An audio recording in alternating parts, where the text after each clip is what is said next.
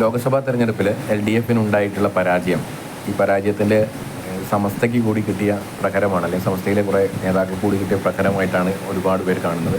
ഇന്ന് സമസ്തയുടെ മുഖപത്രം സുപ്രഭാതത്തിൽ ഉള്ള മുഖപ്രസംഗം കാണുക, വളരെ കൃത്യമായി LDFിനെ ആക്രമിക്കുകയാണ് ചെയ്യുന്നത്.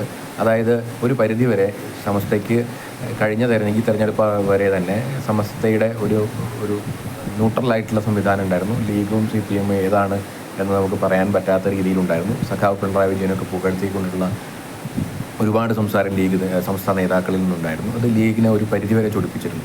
ലീഗ് വേഴ്സസ് സമസ്ത എന്ന ഒരു അജണ്ട ഇതിൽ സെറ്റ് ചെയ്യാൻ CPM ശ്രമിക്കുകയും ചെയ്തിരുന്നു. അതൊരു പരിധിവരെ സമസ്തയിലെ ലീഗ് അനുകൂലികൾക്ക് തീർത്തും സങ്കല്പിക്കാൻ പോലും പറ്റാത്തതായിരുന്നു.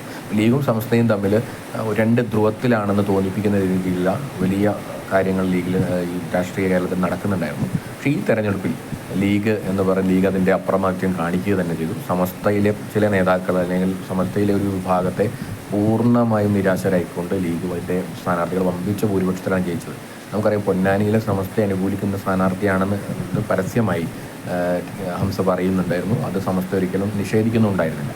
അതിൻ്റെ അർത്ഥം ഇതാണ്: സമസ്ത തീരുമാനിച്ചാൽ പോലും പൊളിറ്റിക്കൽ വോട്ടുകൾ, ലീഗിൻ്റെ വോട്ടുകളിൽ ഒരു ചോർച്ചയും വരാൻ സാധിക്കില്ല എന്ന് മാത്രമല്ല, സമസ്തയിലെ അണികൾ പോലും, സമസ്തയോട് താല്പര്യം കാണിക്കുന്ന അണികൾ പോലും തങ്ങളുടെ വോട്ട് ലീഗിന് തന്നെ കൊടുക്കുകയുള്ളൂ എന്നുള്ളതാണ്. അപ്പോൾ സമസ്തയ്ക്ക് രാഷ്ട്രീയമായി ഇടപെട്ടാൽ, ലീഗിന് വിരുദ്ധമായി ഇടപെട്ടാൽ ഒരു കാര്യവും സംഭവിക്കില്ല എന്ന് അടിയുറച്ച് പറയുന്ന ഒരു തെരഞ്ഞെടുപ്പ് ഫലമാണ് ലഭിച്ചത്. അതുകൊണ്ട് തന്നെ സമസ്തയിലെ നേതാക്കൾക്ക് ഒരു പുനർവിചിന്തനം നടത്താനുള്ള സമയമാണെന്ന് തോന്നുന്നു. അതുകൊണ്ടായിരിക്കാം ഇങ്ങനൊരു മുഖപത്രം, ലീഗിൻ്റെ മുഖപ്രസംഗം വരാനുള്ള സമസ്തയിൽ ഇങ്ങനൊരു മുഖപ്രസംഗം വരാനുള്ള കാരണം.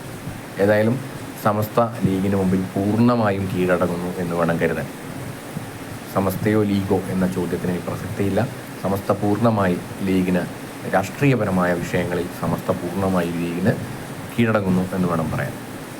ലീഗിലെ പല നേതാക്കളും LDFിന് അനുകൂലമായി സംസാരിച്ചിട്ടുള്ള സമസ്തയിലെ നേതാക്കളെ പരിഹസിച്ചുകൊണ്ടുള്ള പോസ്റ്റുകൾ വരുന്നുണ്ട്. KP മജീദിൻ്റെ ഇന്നത്തെ പരിഹാസം അതിൽ ശ്രദ്ധേയമാണ്.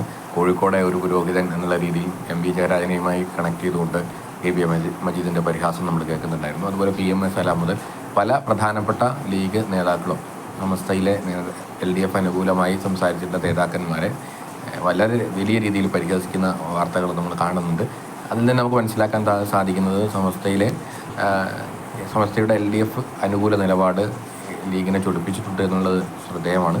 അതുപോലെ തന്നെ ഈ തെരഞ്ഞെടുപ്പ് വിജയം ലീഗിലെ നേതാക്കൾക്ക് സമസ്തയ്ക്ക് മുന്നിൽ ഒരു അപ്രമാദിത്വം ഉണ്ടാക്കാൻ, സമസ്ത വിഭാഗത്തിന് മുമ്പിൽ ഒരു അപ്രമാദിത്വം ഉണ്ടാക്കാൻ ലീഗിന് സാധിച്ചിട്ടുണ്ട്.